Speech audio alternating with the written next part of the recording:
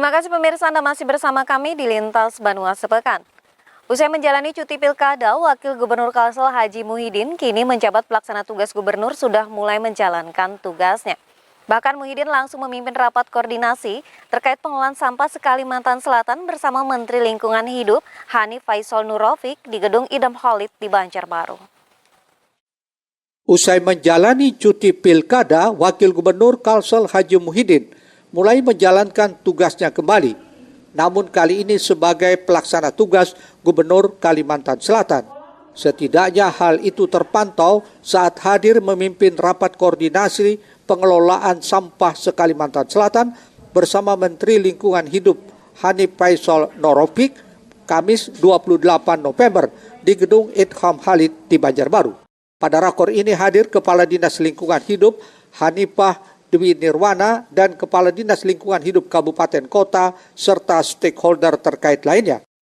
Rakor ini bagi Muhyiddin terbilang istimewa karena baru pertama kalinya bekerja setelah ditetapkan sebagai pelaksana tugas Gubernur Kalimantan Selatan.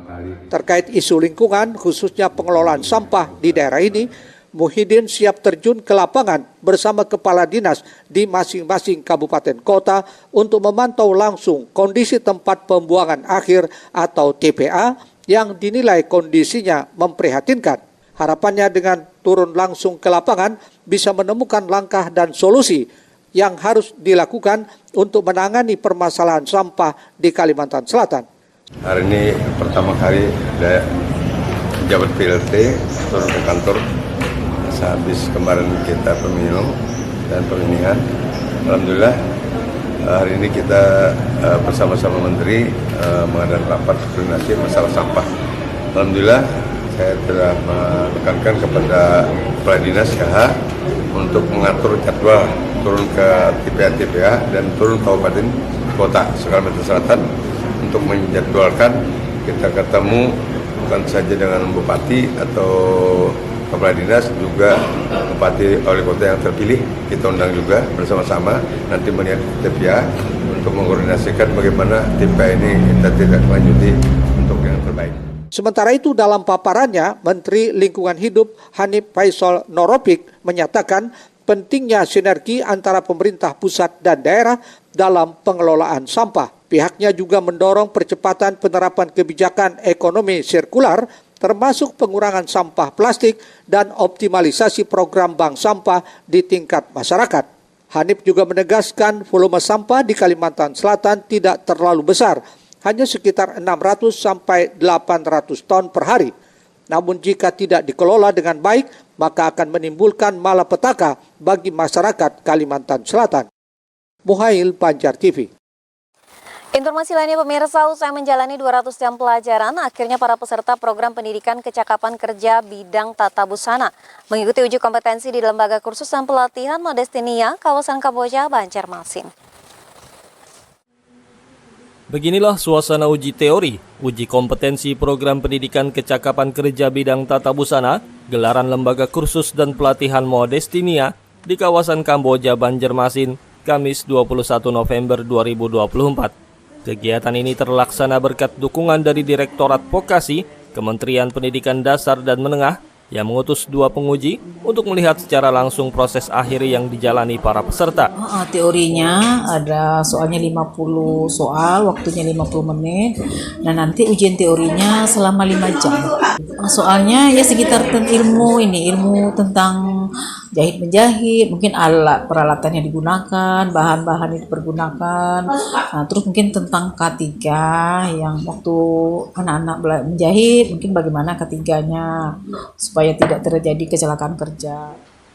Hadir melakukan penutupan atas kegiatan ini adalah perwakilan dari Dinas Pendidikan Kota Banjarmasin. Banyak motivasi disampaikannya kepada para peserta agar bersyukur telah mengikuti program ini sampai tuntas. Saya harapkan dengan adanya pelatihan dan uji kompetensi ini bisa bisa dimanfaatkan, apalagi ini gratis lah. Gratis, mudah-mudahan di kedepannya rezeki kalian bisa bertambah lah dengan adanya kegiatan ini. Selama proses pendidikan, banyak ilmu dan keterampilan yang telah didapat para peserta. Mereka telah diajarkan cara membuat berbagai model pakaian guna bisa dipraktekkan dalam dunia usaha maupun dunia industri. Ibu, mudah-mudahan anak didikku bisa, kalau ada yang sebagian tidak ditempatkan di Dudi, ada yang ikut sama orang tuanya sudah buka usaha, bisa berlanjut.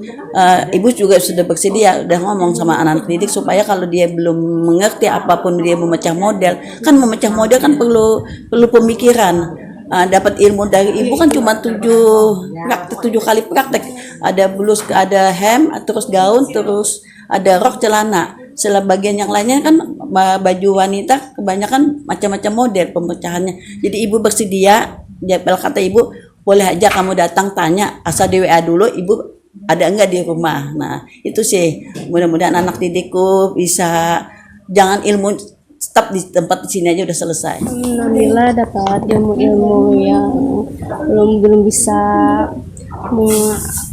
dulu tuh kada bisa yang nggak bisa apa-apa. Sekarang alhamdulillah udah bisa menjahit, obras, macam teknik sudah belajar sama ibu. Semoga bisa kedepannya baik. Terus bisa buka butik-butik sukses.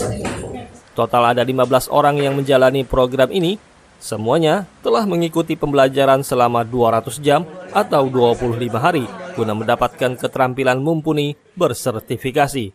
Ahmad Makfur, Banjar TV.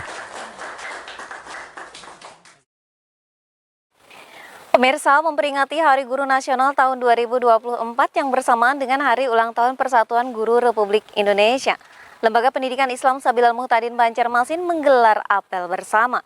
Peringatan ini menjadi refleksi akan peran besar yang dimainkan para pendidik untuk selalu profesional, berdedikasi dan kompeten dalam mencetak masa depan bangsa.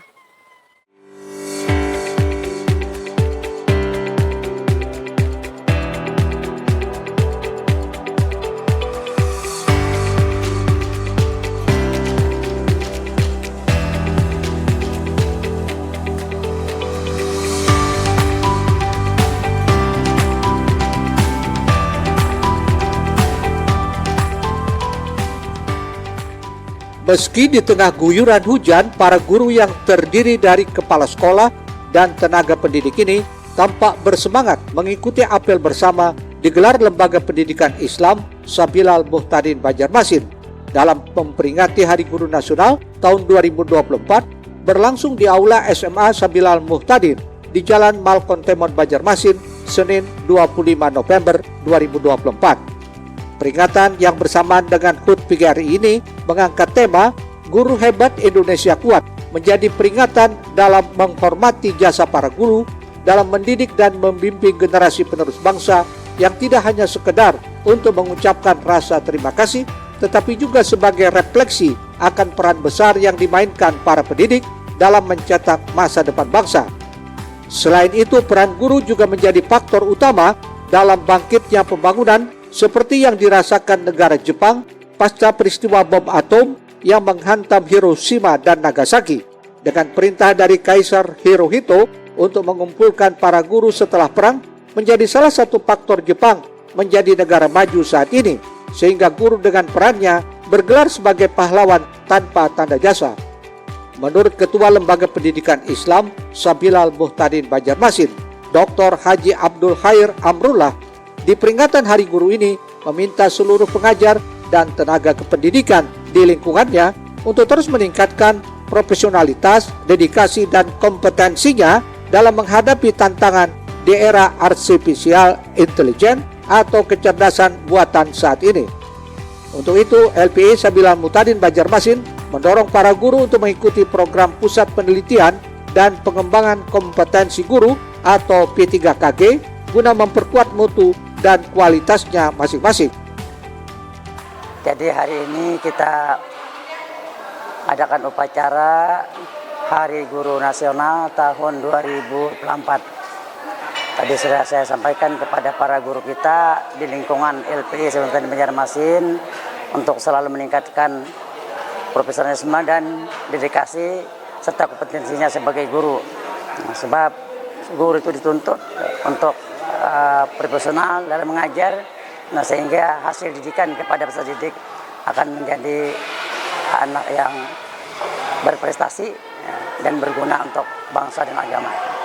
Jadi tantangan kita kan semakin berat. Jadi guru itu dituntut untuk profesional, belajar. Kita di LP itu ada yang namanya P3KG, Pusat Penelitian dan Pengembangan Kompetensi Guru. Jadi guru itu nanti tiap bulan akan kita berikan pembelajaran, memperkuat kompetensinya baik guru. Pada kesempatan itu turut diserahkan penghargaan kepada 2 orang guru yang telah memberikan pengabdian selama 20 tahun.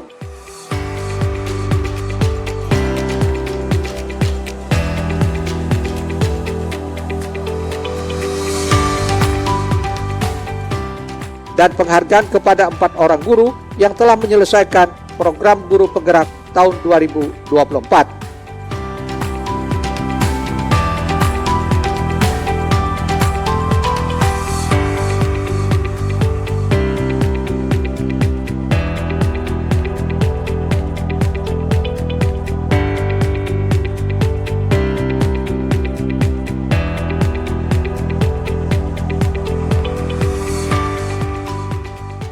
Diharapkan di bawah kepemimpinan Presiden Prabowo Subianto dan wakilnya Gibran Rakabuming Raka bisa membawa kemajuan bagi dunia pendidikan di Indonesia menuju Indonesia Emas tahun 2045.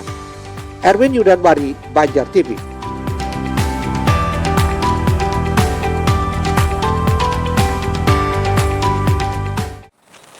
Selanjutnya kita ikuti bersama pemirsa, konsisten jaga manajemen mutu, PT Bandangan Tirta Agung raih penghargaan SNI Award 2024. Kami segera kembali.